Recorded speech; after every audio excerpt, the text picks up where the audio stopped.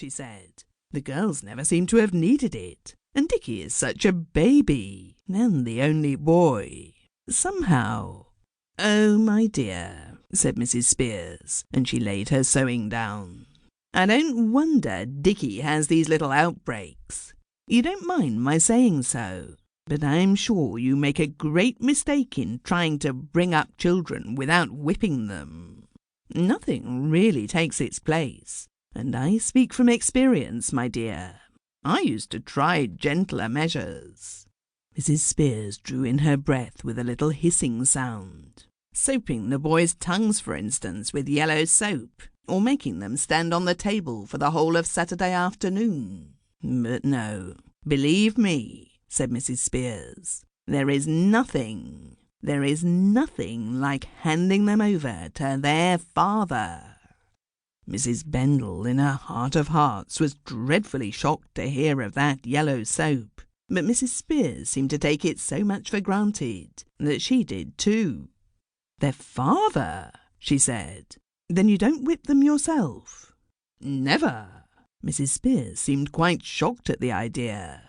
"I don't think it's the mother's place to whip the children. It's the duty of the father, and besides, he impresses them so much more."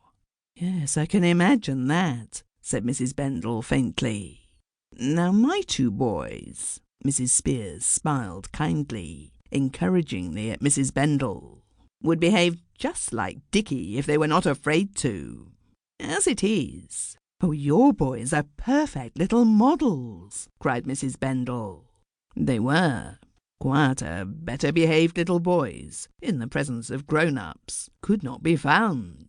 In fact, Mrs. Spears' callers often made the remark that you never would have known that there was a child in the house. There wasn't very often.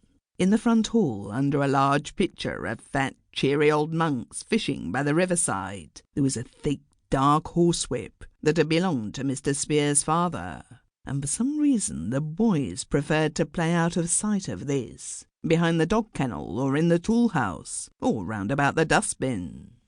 "It's such a mistake," sighed Mrs. Spears, breathing softly as she folded her work, "to be weak with children when they are little. It's such a sad mistake, and one so easy to make. It's so unfair to the child. That is what one has to remember.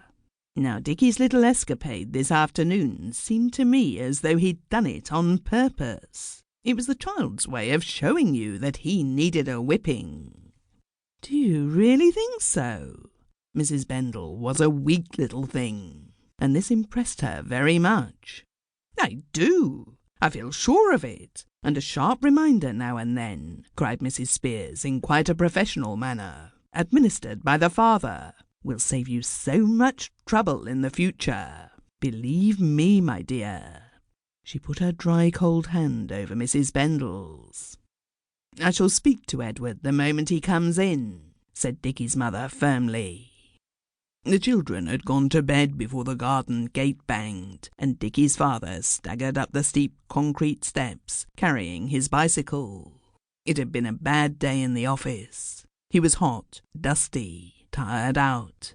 But by this time Mrs. Bendel had become quite excited over the new plan, and she opened the door to him herself. "Oh, Edward, I'm so thankful you have come home," she cried. "Why, what's happened?" Edward lowered the bicycle and took off his hat. A red, angry pucker showed where the brim had pressed. "What's up?" Come into the drawing-room," said Mrs. Bendel, speaking very fast. "I simply can't tell you how naughty Dickie has been. You have no idea. You can't have at the office all day. How a child of that age can behave. He's been simply dreadful. I have no control over him. None. I've tried everything, Edward, but it's all no use. The only thing to do," she finished breathlessly, "is to whip him. Is for you to whip him, Edward."